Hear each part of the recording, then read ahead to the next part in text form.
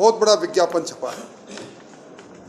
लगभग 80 लाख रुपए सरकार के खजाने के खर्च करके मुख्यमंत्री जी की फोटो सहित उन्होंने संविदा कर्मियों के नियमितीकरण करने का दावा करते हुए कहा, जो कहा वो किया।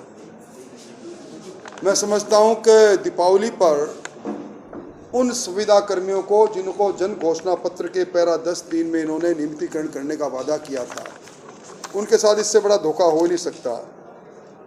1 जनवरी 2019 को संविदा कर्मियों के नियमितीकरण करने के लिए कल्ला कमेटी बनी।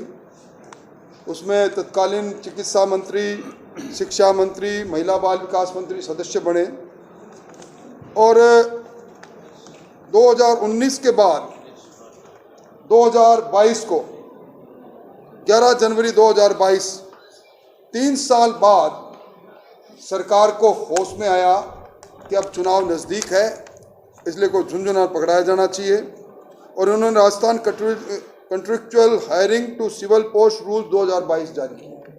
4 साल बाद जो राजस्थान के लगभग 4 लाख से ज़्यादा ऐसे संविदा कर्मी हैं जो अलग अलग समय पर इन सेवाओं में आए हैं।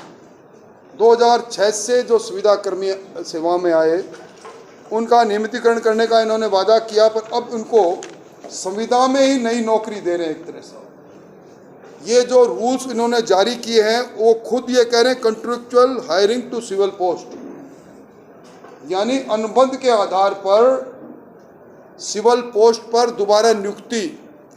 और उस नियुक्ति में इन्होंने कहा कि जिनके 9 साल पूरे हो जाएंगे उनका फिक्स वेतनमान हो जाएगा 10,400 और जिनके 18 साल हो जाएंगे उनका हो जाएगा 32,300।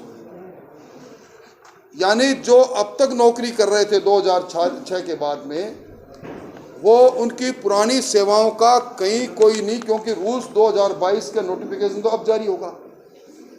और इन्होंने खुद ने कहा कि अगर वो वेतन उनको ज़्यादा मिल रहा है तो उनकी पे प्रोटेक्शन करेंगे जब तक वो दोबारा उस परिधि में नहीं आ जाते, यानी 5% की बढ़ोतरी भी उनको मिलेगी नहीं।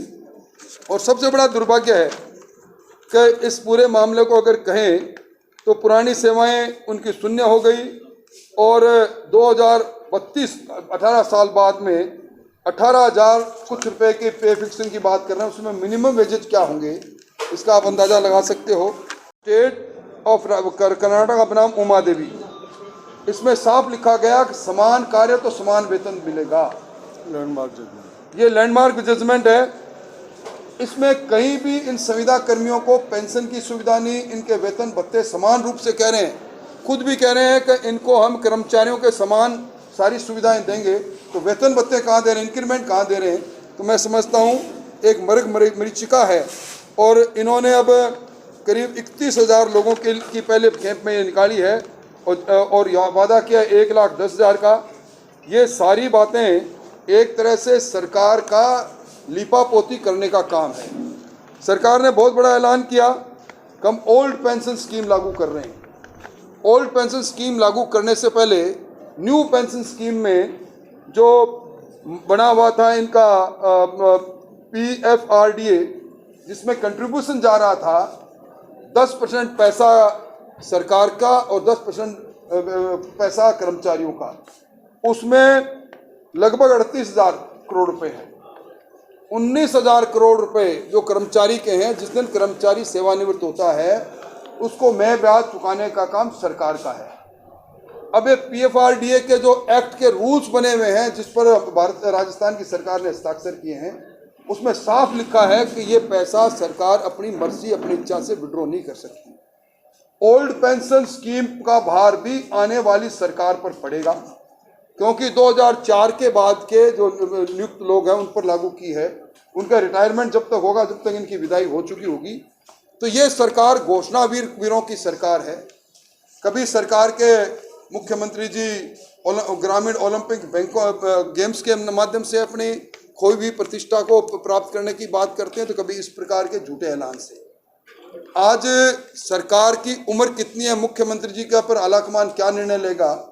आज इस अधरजूल के कारण से राजस्थान के अंदर पिछले कई समय से जिस प्रकार का अराजकता का राजनीतिक, मैं शब्द इस्तेमाल करूंगा, राजनीतिक अराजकता का वातावरण बना हुआ है, वो किसी से छुपा हुआ नहीं। के पैर आपने कर लिए, ये सारे बातें ऐसी है जो सिद्ध करती है कि ये ढपोल संघ सरकार है, जो कहती है सिर्फ और उसका क्रियान्वयन नहीं होती। सरकार के इस आपाधापी के अंदर राजस्थान के लोगों का जो अहित हुआ है वो राजस्थान के लोग देख रहे हैं, और सबसे बड़ी शर्मनाक हार की ओर सरकार बढ़ चुकी है। इस सरकार का पूरा कार्यकाल सरकार के उन करिंदों को जिन्होंने सरकार का साथ दिया, विधायक और जिन्होंने कांग्रेस की टिकट पर चुनाव लड़ा, इनको मिनी मुख्यमंत्री के रूप में इस जनता के धन को लूटने के अलावा कुछ काम नहीं हुआ। झूठ और लूट की सरकार, इस सरकार के दिन लदेंगे। ये मोटे तौर पर मुझे यही कहना था। अब मैं पूर्व प्रदेश अणुजी इसके रूल्स अभी तक नहीं मिले। 2020 के पर बेनिफिट्स बंद हो गए।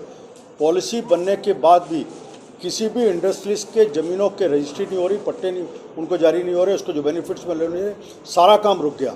एक तरह से सरकार एक तरफ तो घोषणा कर रही है हम इंडस्ट्रीज को अलग लाभ देंगे, दूसरी तरफ उनके जिन चीज़ों के फ़ायदे मिलने की बात है उन सब फायदों को भी रोक करने की बात है।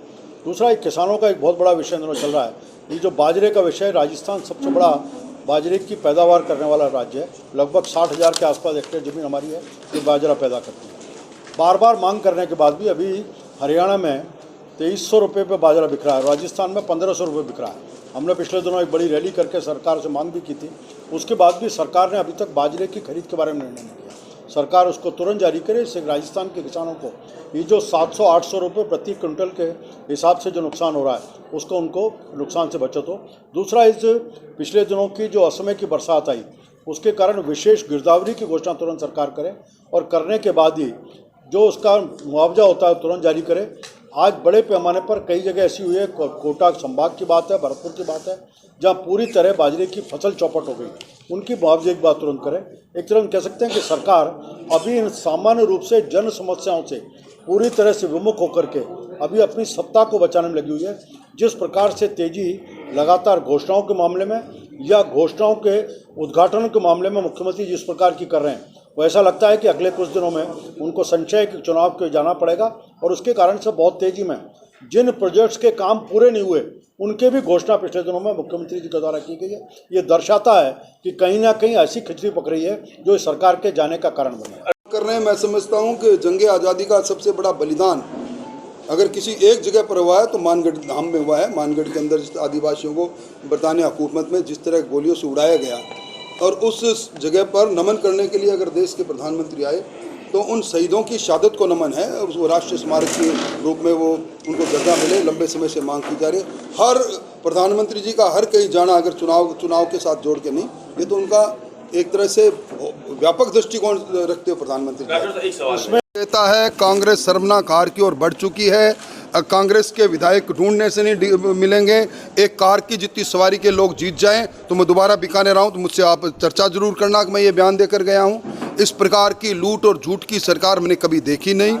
और ये जो संविदा कर्मियों को झुंझुना पकड़ाया है, एक कंट्रेक्चुअल रूल्स बनाकर उनसे वादा किया था 4 लाख संविदा कर्मियों की सेवाएं को नियमित करने का, और उनके साथ जिस प्रकार का धोखा हुआ है, मैं समझता हूँ ओल्ड पेंशन हो, चाहे संविदा कर्मियों को नियमितीकरण करने की बात हो, चाहे किसान के कर्जे की माफ़ी की बात हो, बेरोजगार के बेरोजगारी भत्ते की बात हो, इन सारी बातों को लेकर अब लोग मुखर होकर अपनी बात कह रहे हैं। और हमारी सबसे ज़्यादा उत्पादित होने वाले बाजरे को नहीं खरीदने के लिए हमारे पूर्व प्रदेश अध्यक्ष जी ने जो बात कही है, भारतीय जनता पार्टी इस काम के लिए भी सड़क और सदन दोनों जगह लड़ेगी। व्यक्तिगत तौर पर हमारे केंद्रीय मंत्री अर्जुन मेघवाल की जो सेवाएं हैं, जो उनका विकास का दृष्टिकोण है, जो विकास वो कर रहे हैं वो बेजोड़ है, और मैं समझता हूँ इसी कारण से लगातार वो जीत रहे हैं।